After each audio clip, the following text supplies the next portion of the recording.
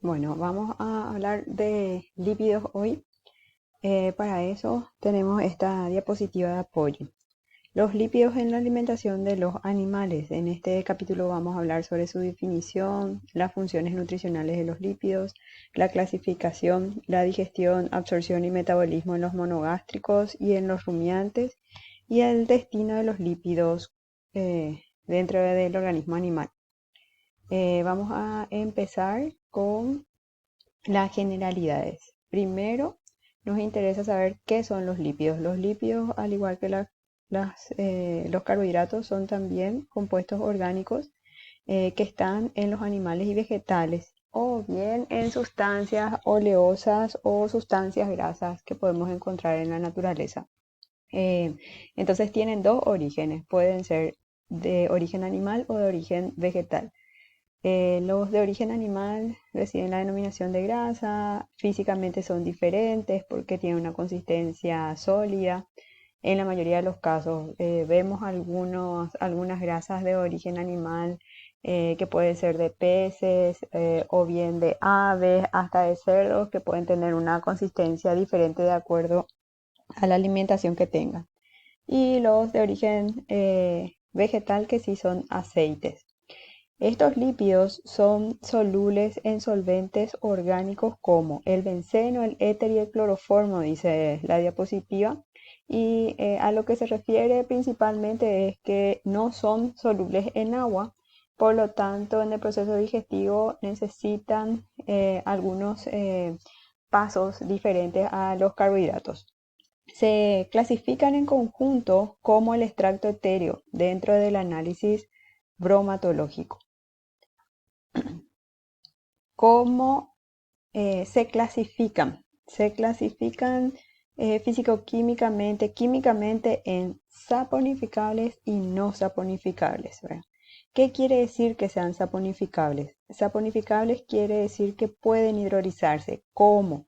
Cuando se combinan con álcali, porque forman glicerol y sales alcalinas y allí pueden ser hidrosolubles. Lo saponificable está derivado de su capacidad de volverse jabón, ¿verdad? Que es mezclarse con un álcali, una sal, y ahí volverse hidrosoluble. Son ésteres también, ¿verdad? Porque dijimos que eran ésteres de ácido graso. ¿Y qué son los ésteres? El éster es un compuesto orgánico que está derivado de la unión o condensación de un ácido graso y un alcohol. En esencia, el alcohol principal es la glicerina, ¿verdad? Dentro entonces de su clasificación primaria de ser saponificables y no saponificables, los saponificables se van a dividir en sencillos y compuestos, ¿verdad? Según la complejidad que tengan. Los sencillos tienen un solo componente y pueden dividirse en grasas y ceras, y los compuestos están combinados con otros elementos como ser los fosfolípidos, que tienen moléculas de ácido fosfórico, el esfingolípido, que tiene esfingosina, los glicolípidos, que tienen estructuras de azúcares, y las lipoproteínas, que son combinaciones de los lípidos con las proteínas. Los no saponificables hacen referencia a que no tienen ácidos grasos y no pueden formar jabones, ¿verdad? Dentro de sus contenidos tenemos a los esteroides, que son derivados del ciclopentanofenatreno y son importantes para el funcionamiento metabólico de animales y vegetales. Los terpenos, que son compuestos vegetales que tienen olores y sabores característicos. Por ejemplo, tenemos a los terpenos que están contenidos en la cebolla o el nabo. Y los carotenoides, que son pigmentos vegetales y también pueden ser precursores vitamínicos de las vitaminas liposolubles. Por ejemplo, la vitamina A sabemos que se origina en el betacaroteno, ¿verdad? O sea, puede tener origen en el betacaroteno. ¿Dónde podemos encontrar? Podemos encontrar entonces acá se ve la imagen, aceites y grasas dentro de fuentes alimenticias. Es decir, si la necesidad de alimentación de un animal dice que nosotros tenemos que incorporar lípidos a su ración o dieta, vamos a elegir como fuente principal o primordial a los aceites y las grasas. La digestión y absorción de las grasas en los monogástricos, ¿verdad? Tenemos entonces particularidades digestivas relacionadas a los monogástricos y los rumiantes. En general, estos lípidos son apolares y no se mezclan con el agua. Es decir, que la digestión o el proceso digestivo busca hacer que sean miscibles o se puedan mezclar con el agua para que se puedan absorber a través de las microvellosidades del intestino delgado, que tiene la característica de que está cubierta por el agua. O sea, en el intestino delgado, en la luz intestinal, todo el contenido tiene presencia de agua, por lo tanto es un medio que tiene agua y nosotros buscamos que estos compuestos se puedan mezclar con el agua. ¿Cuál es el proceso que se busca para que estos compuestos puedan ser hidromiscibles? Primero se tiene que producir la lipólisis. ¿Qué era la lipólisis? Lipólisis quiere decir destrucción de la molécula de lípido. Luego el resultado de la lipólisis tiene que solubilizarse de manera micelar, es decir, van a formar una estructura o un compuesto que se llama micela. Luego esta micela se va a acercar a la mucosa intestinal, se va a romper y la mucosa intestinal va a captar los productos solubilizados y después se va a producir la resíntesis de los triglicéridos en las células de la mucosa intestinal y por último la secreción de los triglicéridos en la sangre. O sea, van a pasar estos triglicéridos a la sangre, ¿verdad? Acá vemos el esquema dentro de los monogástricos. Ustedes tienen este gráfico en su diapositiva. Vemos entonces que empieza en el estómago. El estómago tiene ácido clorhídrico, tiene movimientos, movimientos propios de él que van a mezclar la composición de estos alimentos y luego ese producto va a pasar al intestino delgado, donde las sales biliares van a emulsionar las grasas y van a empezar a formar las micelas, ¿verdad? Dentro del intestino delgado van a estar las lipasas intestinales que van a degradar los triglicéridos. La degradación de estos triglicéridos va a dar como resultado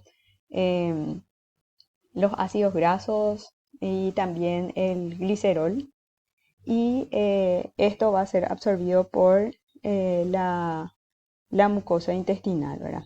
En la absorción, los ácidos grasos y los monoglicéridos se van a como resintetizar en triglicéridos a nivel de la pared intestinal y se va a formar el kilomicrón, ¿verdad? El kilomicrón que consiste en un compuesto que tiene estos ácidos triglicéridos, los triacilglicéridos, y que transporta los compuestos lipídicos hasta los lugares donde se va a producir el metabolismo, que generalmente coinciden con el tejido adiposo, o sea, son el tejido adiposo, ¿verdad? Una vez que este kilomicrón llega hasta el tejido diana, allí va a sufrir procesos metabólicos que van a estimular su utilización, ¿verdad? En los mamíferos se produce en la linfa, en las aves podemos ver el transporte de estos compuestos a través del sistema portal y en forma de lipoproteínas de baja densidad. Por eso es que la consistencia de los lípidos en las aves es baja. Se hace entonces una deposición de grasa en los tejidos. Y es importante saber que la sangre tiene lípidos que van a venir de la ración y lípidos que van a estar siendo movilizados a partir de los tejidos. Todos los lípidos van a ser retirados rápidamente de la sangre por el tejido adiposo y el hígado. Y la captación de estos lípidos enseguida va a estimular la hidrólisis hasta ácidos grasos y glicerol por una enzima que se llama lipoproteína lipasa de los capilares, ¿verdad? Los ácidos grasos, que son el resultado de esta degradación, se van a destinar a la producción de energía por oxidación, se pueden esterificar para formar nuevamente triglicéridos y también pueden formar complejos con albúmina. La síntesis de la grasa. A ver, eso vamos a ver en un poco el metabolismo que se da para los compuestos, ¿verdad? De monogástricos y rumiantes. Vamos a ver un poco a los rumiantes. Dentro de los rumiantes vemos que los rumiantes van a consumir los triacilglicéridos que pueden venir de los alimentos concentrados, como así también de los pastos. Los pastos son ricos en glicolípidos. Estos triglicéridos o triacilglicéridos van a ser atacados por las enzimas microbianas y estas enzimas microbianas van a desdoblarlo hasta glicerol y ácidos grasos, ¿verdad? Lo bueno de esto es que los animales al comer pasto, el ácido graso que están consumiendo es insaturado y el glicerol, que forma parte de su estructura, que era, dijimos, un compuesto alcohólico, va a ser degradado hasta glucosa, o sea, va a tener el destino de degradación, así como los carbohidratos, y producir los ácidos grasos volátiles, mientras que los ácidos grasos insaturados van a ser saturados por un proceso que se llama hidrogenación. ¿Se acuerdan que en el metabolismo de los carbohidratos habían subproductos de la degradación que eran el metano, el hidrógeno, el dióxido de carbono? Ese hidrógeno sirve para saturar los ácidos grasos en la degradación de los ácidos grasos insaturados de los triglicéridos en los rumiantes y van a volverse de triglicéridos insaturados, quiero decir, de ácidos grasos insaturados a ácidos grasos saturados, ¿verdad? Estos ácidos grasos saturados van a seguir el mismo trayecto que sufrieron los lípidos en los monogástricos y van a llegar hasta el intestino delgado, donde nuevamente van a ser atacados por la lipasa y se va a producir un desdoblamiento, ¿verdad? Son los ácidos grasos saturados.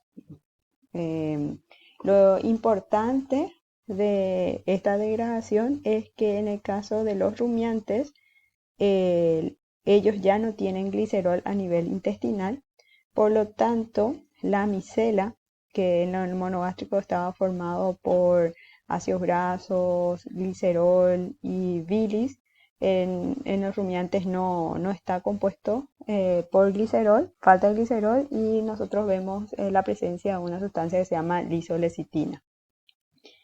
En el siguiente video vamos a hablar del metabolismo.